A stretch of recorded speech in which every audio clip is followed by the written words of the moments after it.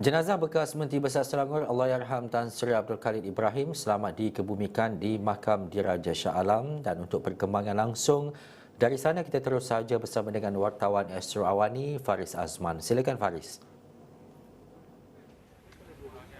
Baik, terima kasih Hasan. Ya, Alhamdulillah sebentar tadi telah pun selesai di mana jenazah Allahyarham Tan Sri Abdul Khalid Ibrahim telah pun selesai dikebumikan di makam Diraja Shah Alam ini, seperti mana di belakang ini dapur suara Allahyarham pada jam 2.10 petang. Allahyarham telah pun selesai dikebumikan, dan sebentar tadi sebenarnya ahli keluarga Allahyarham telah pun kalau kita katakan bukan hanya ahli-ahli politik, malah baginda Seri Sultan Selangor juga, iaitu Sultan Sharafuddin Idris Shah, turut berkenan mencermaduli berangkat untuk menyaksikan upacara pengebumian sebentar tadi, dan baginda turut menabur bunga tawar dan juga air mawar di pusara Allahyarham bagi dan juga Menteri Besar Selangor juga Datuk Seri Amiruddin Syahri juga turut bersama-sama untuk menyaksikan perjalanan terakhir Allahyarham bekas Menteri Besar ke-14 ini.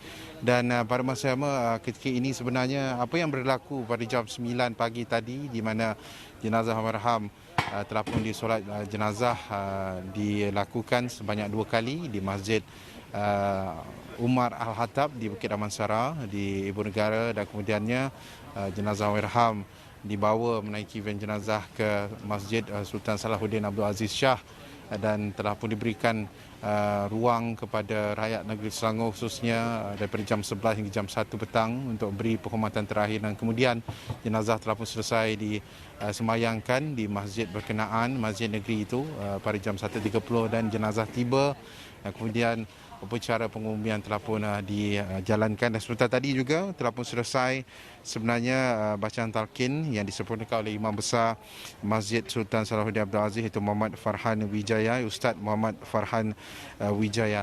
Dan sudah tentu sebenarnya Ihsan, banyak sebenarnya perkara-perkara ataupun perkongsian daripada baik rakan daripada bidang politik, dari sektor korporat. Terlalu banyak sebenarnya cerita di sebalik sosok yang bernama Allahyarham Tan Sri Abdul Khalid Ibrahim ini, kerana beliau juga terkenal dengan dan disegani dalam pelbagai bidang, terutamanya sejarah negara juga pada tahun 1982-81 begitu, di mana operasi subuh yang menyaksikan bahawa 51% share berjaya dikuasai oleh kerajaan, terutamanya dalam Gatri yang sebelum itu dikuasai oleh Inggeris. Dan banyak lagi perkara-perkara kalau kita ingin mengatakan mengenai negeri Selangor air percuma, dan bagaimana dari aspek pembangunan ekonomi rakyat negeri Selangor sendiri, bagaimana pembangunan Sungai Kelang, dan banyak lagi perkara-perkara yang telah pun dilakukan oleh Allahyarham. Begitu juga dari segi ASNB ketika beliau berkhidmat di PNB juga, bagaimana untuk membantu rakyat golongan termiskin. Keprihatinan Allahyarham juga menjadi titik tolak bagaimana kita katakan dimensi baru dari segi pembaharuan, bukan hanya dari sudut politik, begitu juga dari sudut membantu rakyat, terutama golongan termiskin di negara ini dari semasa ke semasa. Dan itu antara kisah yang mungkin saya kira berapa peratus sahaja jasa yang boleh kita katakan. Lebih banyak sebenarnya cerita-cerita yang belum kita cungkil apakah jasa beliau sepanjang beliau berkhidmat sebagai bekas Menteri Besar Negeri Selangor ke-14. Beliau juga merupakan bekas adun, mantan adun Ijuk, mantan adun Pelabuhan Kelang, dan juga mantan MP ataupun ahli parlimen bagi Bandar Tun Razak.